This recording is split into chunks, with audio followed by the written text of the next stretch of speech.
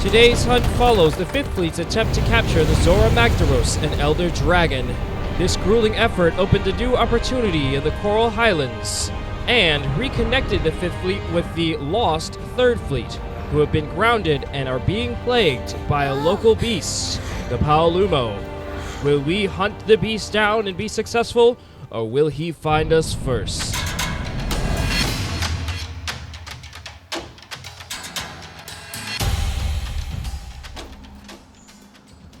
Our first encounters with the endemic life in the Coral Highlands don't quite go as planned, with 3 failed attempts to capture one of the local endemic bird species.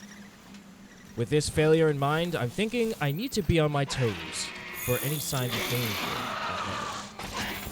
It isn't long before we are beset upon by the Shamos, a local species similar to the jaguars we encountered in the ancient forests, but much more ferocious and tenacious in their attacks.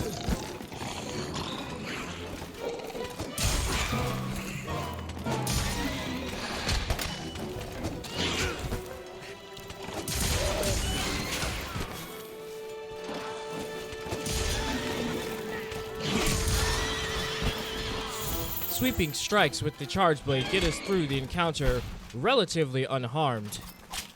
But my eyes are open to any danger that might be on the frontier.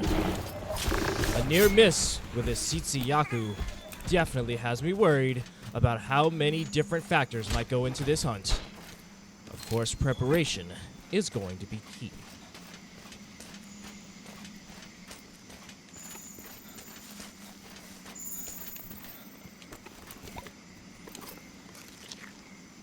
Our scout flies are well trained and quickly pick up the scent after just a couple of footprints and a little sample of mucus.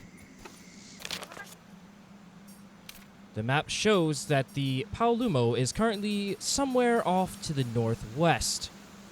I'm thinking now might be a good time to open our field guide and see if we can't figure out some information on the Paolumu. My study shows that one of its main mechanisms is its ability to pull in and puff up air to maintain its balance and keep itself airborne, as well as unleashing sonic attacks and buffets of wind.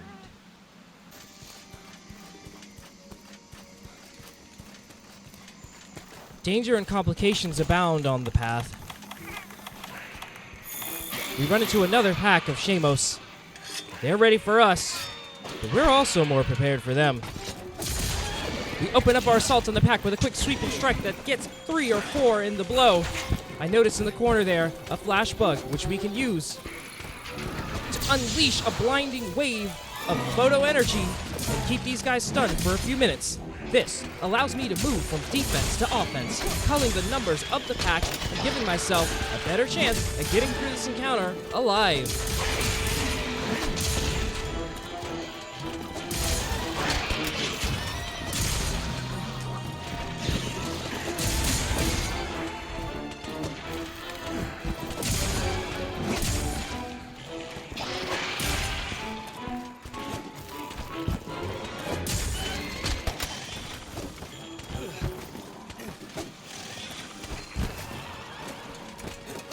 The Shamos come after us, again and again.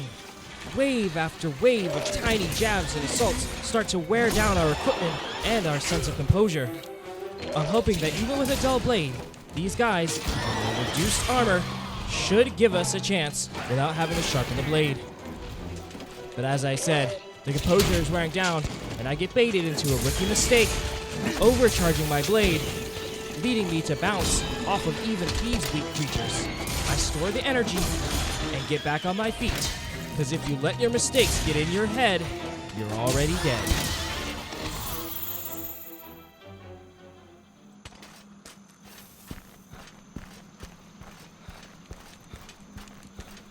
These waves and waves of Shamos are getting annoying and distracting. I'm hoping that after a big scrap like that, even the ones that do see us will think twice before thinking us easy prey. As we saw in that fight, the flash bug can be extremely useful, so I capture one of myself and put it in my slinger for a chance to blind our Paolumu when we run into him. the scout flies have the scent of our main hunt again, and hopefully, with fewer distractions, we can have a clear run toward our first encounter with our main target.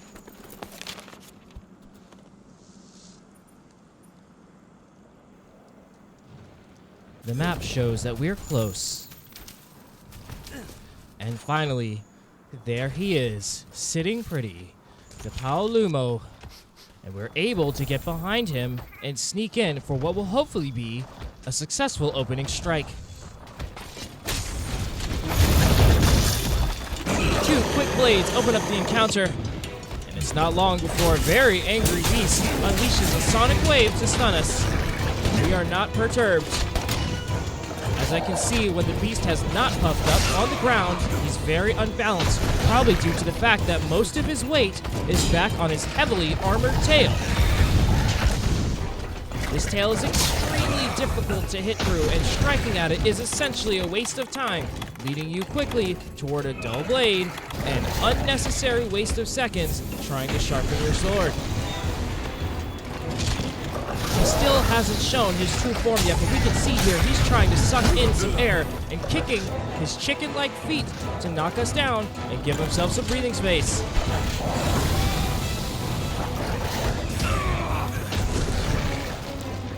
Avoiding his armored tail is a task easier said than done, however. He uses it like a bludgeon, swinging it around like a big bat, trying to hit us left and right. And finally, he decides it's time to get serious, sucking in as much air as he can into that puff gland, and using it to keep himself afloat and much more well-balanced than he was in the first part of this assault. This is a nifty creature who turns wind into weapon and uses it to keep us consistently off balance. If I didn't have a shield, this would be a much tougher fight, with me constantly spending time on my face and making me an easy target. Luckily, we do have a shield, and we use that to our advantage, because as he continues to pick up more tools, we also have to get a little more creative in our fighting style and more cautious in our approach. An overhand swing is just more than he can handle at the moment. He unleashes a sonic shriek to stun us and tries to escape. And as annoying as it can be when these creatures try to get away from us and force us to chase them, savvy hunters will seize these opportunities to restock their items, sharpen their blades, get their heads back in the game, and prepare for the next wave of the assault. Because every time they run, you're closer to your final blow.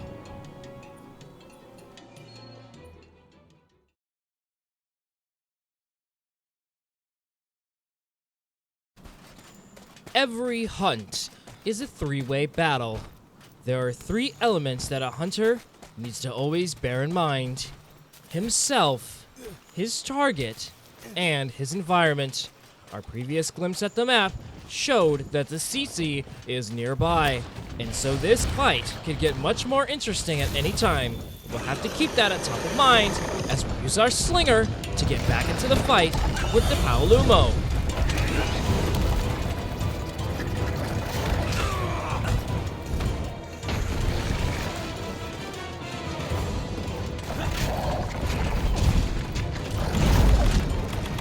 Hunters that are going to survive at all in the path are going to need to be adaptable and secure every advantage. Seeing that we have a little ledge here, I equip our new glider mantle and attempt to mount, and we have success. Now, we're on the back of the beast, and we can unleash tiny little blows and hopefully attempt a topple, knocking it down, giving us an opportunity to unleash an unfettered assault. This task, however, is much easier said than done, as it is a daunting wrestling match between ourselves and this massive beast who wants nothing more than to have us off his back. He's going to attempt to ram into the environment, get us tired, shunt us off, buffet us in any way he can.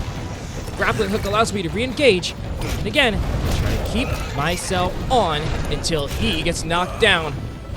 Every monster mount is risky business, however, and we're the ones who now have to run after we get bucked off his back.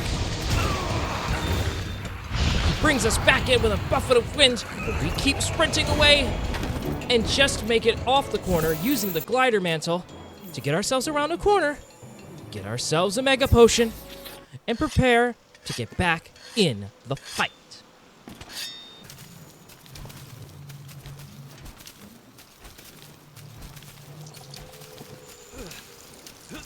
This time he's routed us, so he won't have gone far. He's going to be confident, and he's going to be in his comfort zone. So let's take him down a bit, shall we? Some slinger ammo gets caught, and sets fire to his puffed blades. He puts it out quickly with a buff of air, but now he knows we are not down yet. Not by a mile.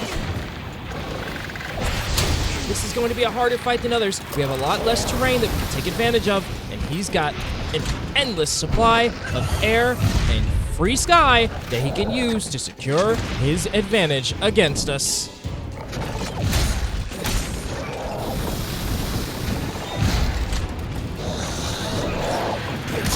In this terrain, our melee attacks feel useless, and his feel devastating as he's able to get above us and turn his tail into a massive hammer, as well as use his natural body weight to slam us into oblivion and keep us constantly rolling and rolling around, making it extremely difficult to secure an effective blow.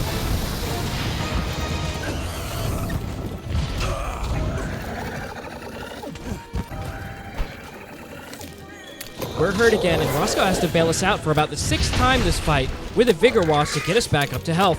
I decide I'm going to use stones, keep my distance, and use light jabs to try to harass him down and break his confidence. All the noise of the fight, however, brings in a familiar face. The Yaku shows up and uses his sonic attack to help stun the Paolumu, whose large ears are heavily sensitive to sound. Stunned and dazed and confused, he unpuffs his air, and he's grounded. He's flipping and flopping around, and all of a sudden, this fight is seeming a lot more possible. Sometimes, the environment is on our side.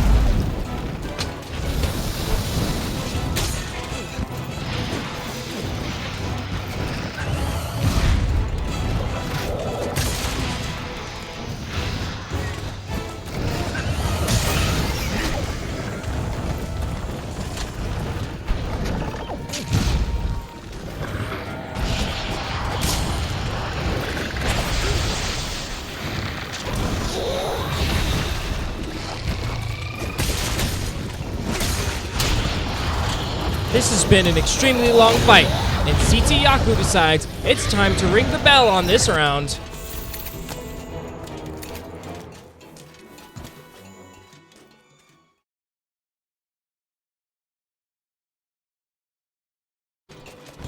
With so much chaos in the environment, it's not surprising that it's just a hop and a skip to get to the next fight. I arrive. The Yaku and the Paolumu are already engaged in combat. The Yaku has decided he's no longer going to be a bystander in this engagement. He's decided he wants his forest back, and he wants it quiet.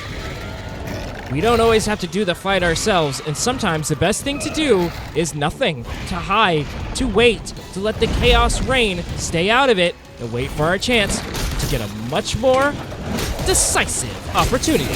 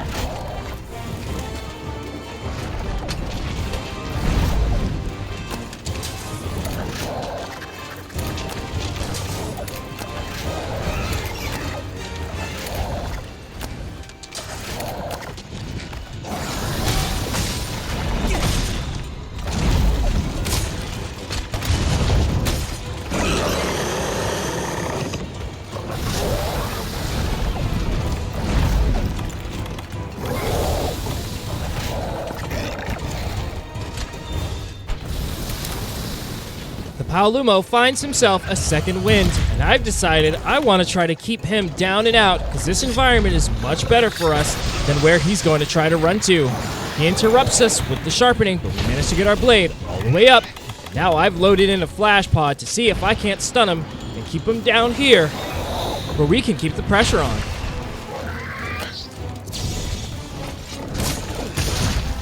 But the flashbang is a big miss, so he's not perturbed at all. And now, knowing that he has an advantage, he's going to hit us hard.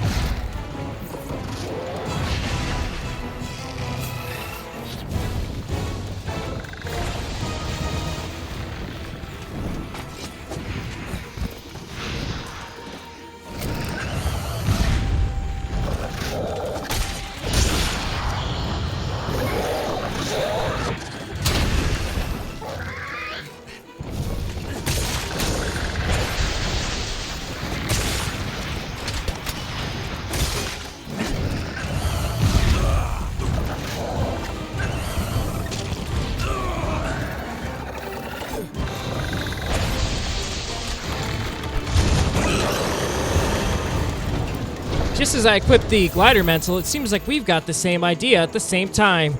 I'm trying to fly onto him, and he's trying to fly away. But he won't get far. Our scout flies are on his trail.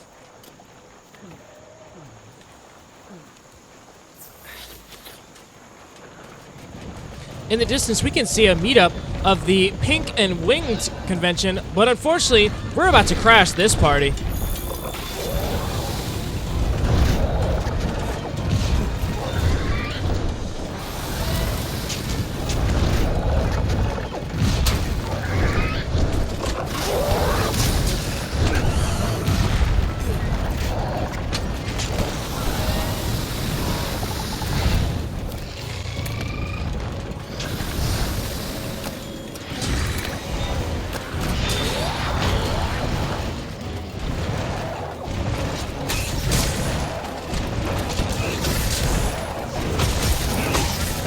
Tunnel vision can be one of the hunter's most devastating enemies, and I unleash a horde of blows without realizing where I am. I'm in a poppy field, and it looks like I'm short on an energy drink. I pass out. Turns out this party was a rager. But Roscoe was a total bro, gets us back on our feet, and gives us a chance to turn this mistake into an advantage.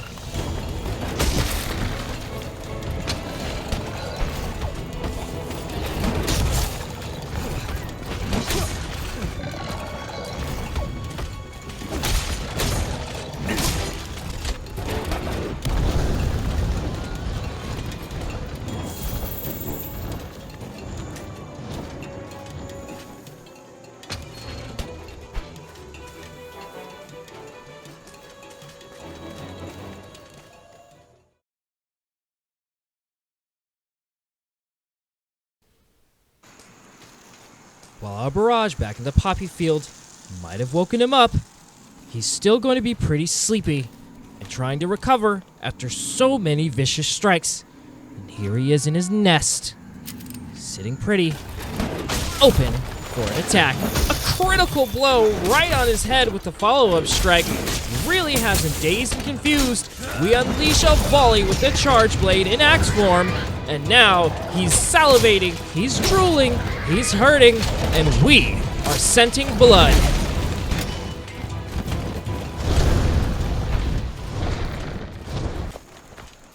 He's decided that he doesn't want to stick around in his den for too long, but we're not going to let him get away. We equip the glider mental and some quick maneuvers.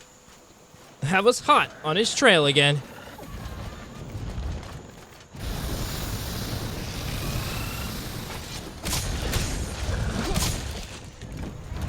Looks like we couldn't have picked a more ideal time to equip the glider mantle.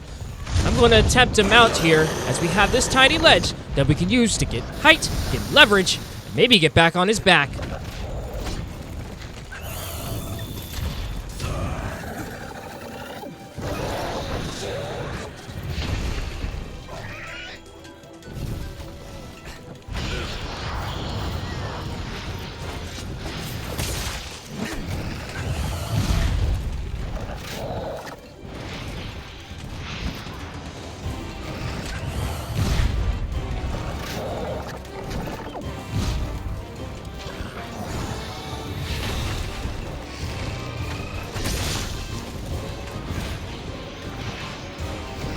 His quick maneuvers in the inflated form make it nearly impossible to mount him.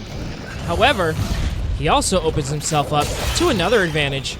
We break and pierce the puff sack, and now all of a sudden he's releasing air quickly. He's much less effective in the air, even when he's feeling confident. We know we've got to be close to a victory here. I try to keep the pressure on.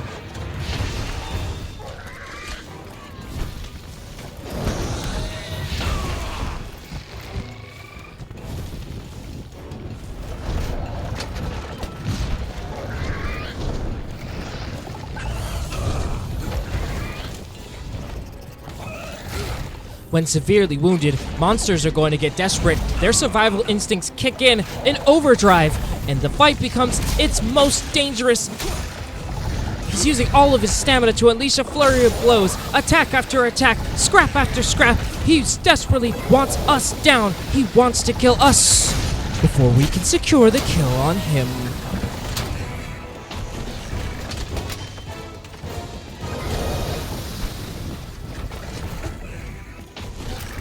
The penultimate fight in a hunt is one of the most critical for a hunter, because this is where maturity and experience comes in. It's tempting to match their frequency of blows to get overwhelmed by their ferocity. It's how you can die. Key thing is to take a breath, keep calm, and remember, now's the time to use our resources smartly and finish the job. We're professionals, not heroes.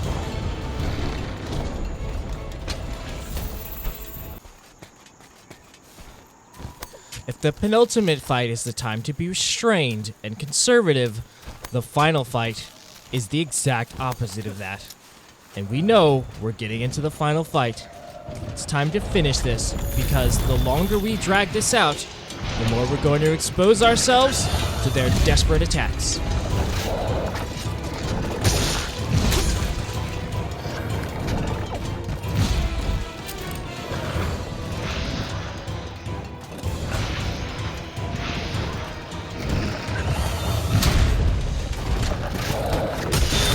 Our savage overhand strike has him release a death knell. He's grounded, he's kicking, and it's over. This hunt is a success. Nice work, partner. We live another day. Let's hurry back to the research base. And now the Third Fleet is going to be able to survey this area and give us a chance to find Zora Magdaros.